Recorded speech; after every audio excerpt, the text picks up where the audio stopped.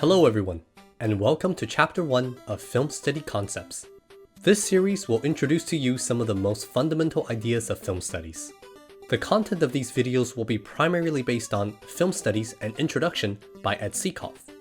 The aim of this series is to provide you the information needed to annotate, discuss, and better understand the films we'll be examining. In this chapter, we'll be looking at the film image and basic cinematography.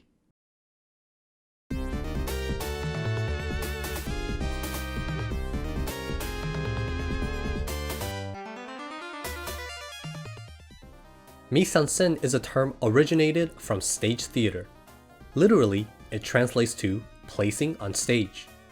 In the context of cinema, this term refers to everything you can see in any shot of any film, or to quote Ed Seekhoff, the totality of the expressive content in the image. Much like theater, everything that we see on the image of a film is deliberate and expressive. Mise-en-scène can include props, costumes, set pieces, makeup, actors and all their actions, as well as the camera's position, angle, and movement. A shot is the smallest unit of measurement within a film. It refers to an uninterrupted run of the camera.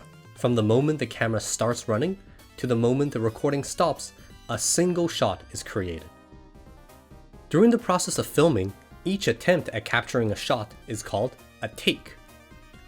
While a shot is the smallest unit of a film, it nonetheless contains many expressive elements that we mentioned previously. Shot distance or shot scale refers to the distance between the camera and the subject within a shot. Extreme long shots features a great distance between the camera and subject.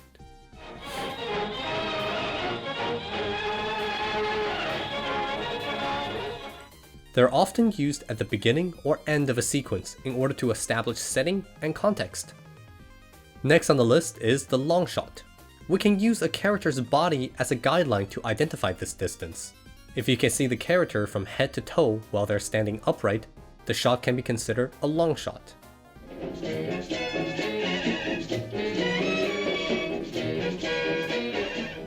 Long shots are useful in displaying full body actions, as the frames are tall enough to encompass full body movement without the need to cut away. Medium long shots can be identified if the height of the shot goes from the character's head to their knee. 大型，我希望能夠在最短時間內揾到一份安定嘅職業嚟做。 This shot was popularized in the Western genre, where the cowboy's weapons need to be visible in the shot. Medium shots are commonly used to frame characters, and they display the character from their waist up. The medium close-up is when the shot encompasses the character from the chest up.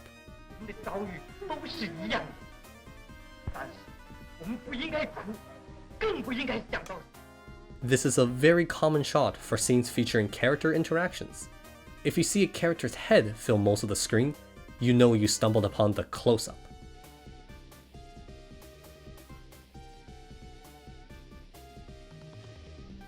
Close-ups are very useful in highlighting facial expressions. Anything closer than that is what we call extreme close-ups.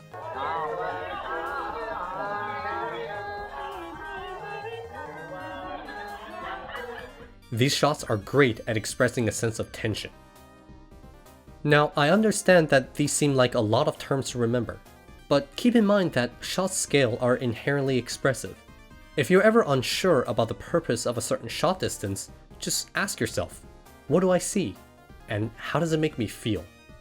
The expression and meaning of shots are also heavily context dependent and can be interpreted in a number of ways. Besides distance, the angle in which the shot is taken can also take on expressive qualities.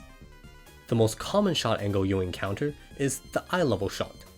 This shot places the camera at the same level as the eyes of the characters. 但是我不希望你想得太多太远。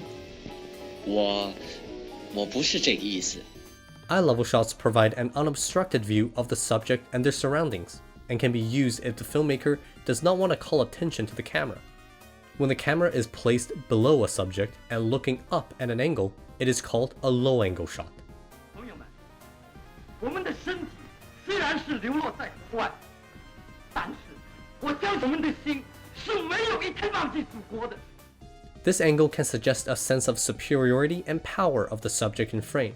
When the upward tilt of the camera gets closer to 90 degrees, we can consider the shot to be extreme low angle, or worm's eye view. It makes sense because it kinda looks like what a worm would see when they crawl out of the ground in the morning. A high angle shot, on the other hand, is when the camera is placed above the subject and looking down at an angle. 快点，快点！好了，看出去，你叫他们马上进来，听到没有？ This perspective can make the subject seem small, insignificant, or powerless.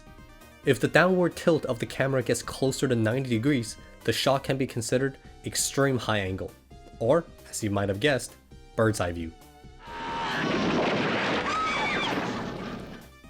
When the body of the camera is tilted sideways rather than up or down, the image produced will appear slanted. This is what we call a canted angle, or a Dutch tilt.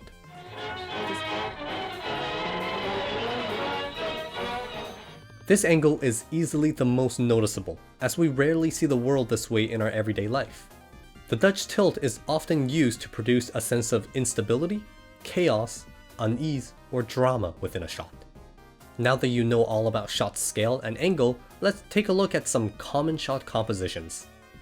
A master shot is one that includes much of the set, prop, and characters all in one.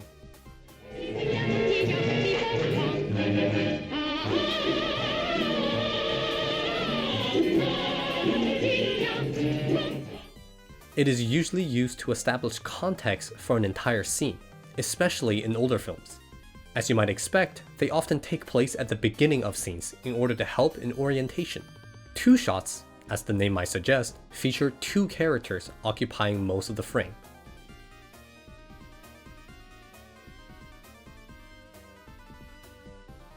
This shot can be used to present character interactions in a way that provides equal visual weight for both characters. The three shot is very similar.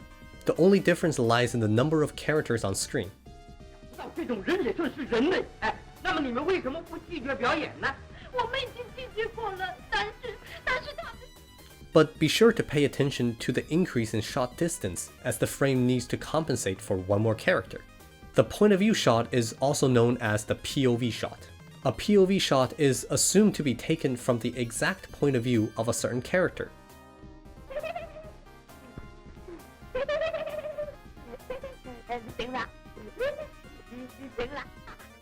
What we see is what the character is seeing.